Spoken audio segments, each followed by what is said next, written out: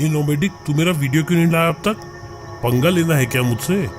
इनको बताया क्यों नहीं मेरे बारे में? अरे भाई, मैंने तो आपके ऊपर एक वीडियो बनाया था WDM2। भाई गुस्सा क्यों कर रहे हो? अबे तो मेरे बारे में कौन बताएगा? जानता है मेरी कितनी तगड़ी फैन फॉलोइंग है। अच्छा लाता हूँ भाई।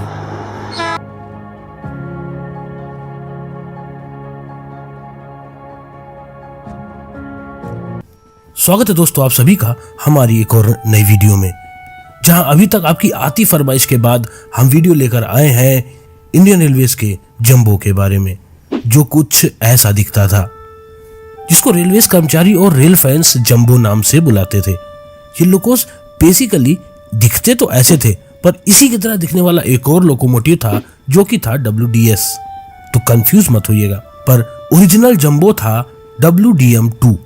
हमने पहले ही WDM2 लोको की डिटेल्ड स्टोरी डिस्कस कर ली है, जिसे आप ऊपर आई बटन में जाकर देख सकते हैं, और मैं डिस्क्रिप्शन में भी इस वीडियो का लिंक दे दूंगा।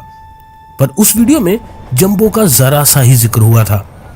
तो आइए जानते हैं कि इस लोको की क्या खासियत थी, आखिर क्या जरूरत पड़ी थी इस तरह के लोको को डिजाइन करने की।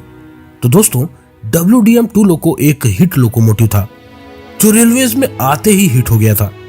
इस लोको के टोटल 2700 से भी ज्यादा यूनिट बनाए गए थे, जो 1968 से 1998 तक प्रोड्यूस किए गए। इस हिट लोकोमोटिव में एक समस्या थी कि इसमें लोको पायलट्स को पीछे का और आगे का सिग्नल देखने के लिए डोर पर बने मिरर का इस्तेमाल करना पड़ता था, और दूसरी साइड में उसी साइज के ग्लास से ट्रैक देखना होता था। दोनों साइड केबिन बना पाए, ये उस समय इस लोको के साथ इतना कामयाब नहीं हुआ। रोस्टर को तो आप जानते ही हो ना? जी हाँ, रोस्टर, जिसमें इंजन से आ रही गर्मी केबिन तक असर करती थी। WDM2 में बनारस लोकोमोटिव्स में कुछ चेंजेस किए गए, जिसमें अमेरिकन लोकोमोटिव से प्रभावित होकर एक साइड केबिन दे दिया गया। अब इस एक साइड के केबिन में लार्ज ग्लास एरिया देखा जा सकता था। ये कुछ ऐसा दिखता था। अब इस लोको में सिटिंग एरिया पहले से थोड़ा सा अलग था, जिसमें लोको पायलट्स थोड़ा अब नीचे बैठते थे। ये लोकोमोटिव अमेरिकन लोकोमोटिव से काफी ज्यादा प्रभावित था। आपको WDM1 लोकोमोटिव के बारे में तो पता ही होगा, जिसमें एक साइड से पूरा फ्रंट फेसिंग केबिन रहता था और ये कुछ जीप की तरह का स्ट्रक्चर था। तो बस इसी से प्रभावित होकर इंडियन रेलवेज में जंबो की एंट्री होती है।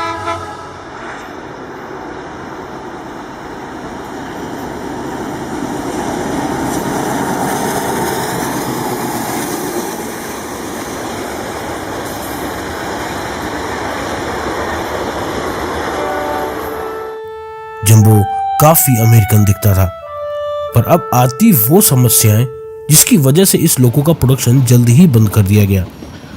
इसमें आने वाली समस्या ये थी, स्टेशंस के बीच में रिंग शेयर की जाती थी, जिससे ट्रैक क्लियरेंस दिया जा सके।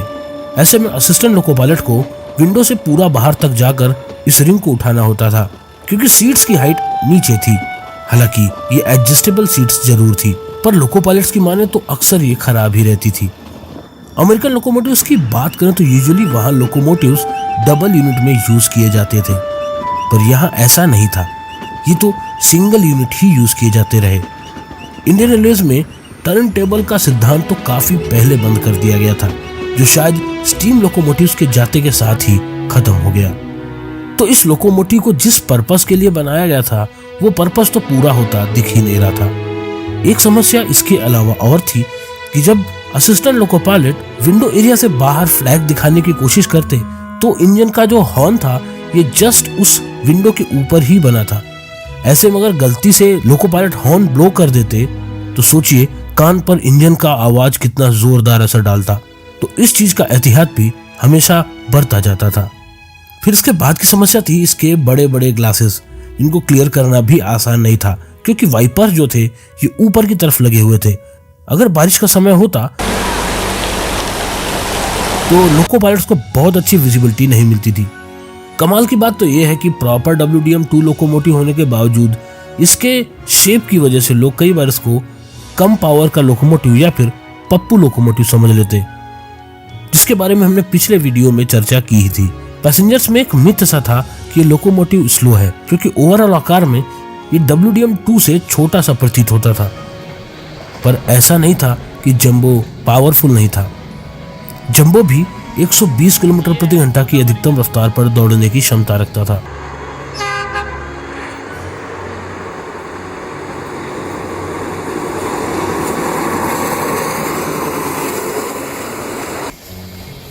वही बात करें इसके पावर आउटपुट की, तो लोकोमोटिव तकरीबन 2600 हॉर्स पावर तक की ताकत जनरेट कर सकते थे। इस लोको में 16 सिलेंडर वाला V16 टर्बो चार्ज इंजन लगा हुआ था और GE 752 ट्रैक्शन मोटर्स का इस्तेमाल किया गया था।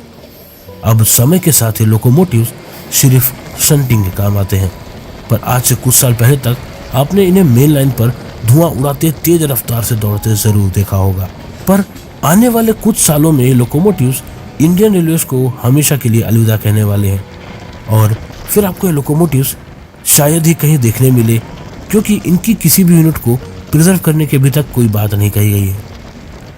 तो ये थी जानकारी हमारे प्यारे लोकोमोटिव्स जंबो की। आशा करता हूँ वीडियो में दी गई जानकारी आपको अच्छी लगी होगी और ये वीडियो पसंद आया होगा। अगर ये वीडियो पसंद आया तो इसे लाइक करें, चैनल में नए हैं तो सब्सक्राइब जरूर से कर लें। मैं जल्द ही मिलता हूँ अपनी किसी और वीडियो, किसी केस स्टडी, किसी जर्नी के साथ। तब तक के लिए अपने नोमैटिक भाई को दीजिए इजाजत। जय हिंद, जय भारत दोस्तों।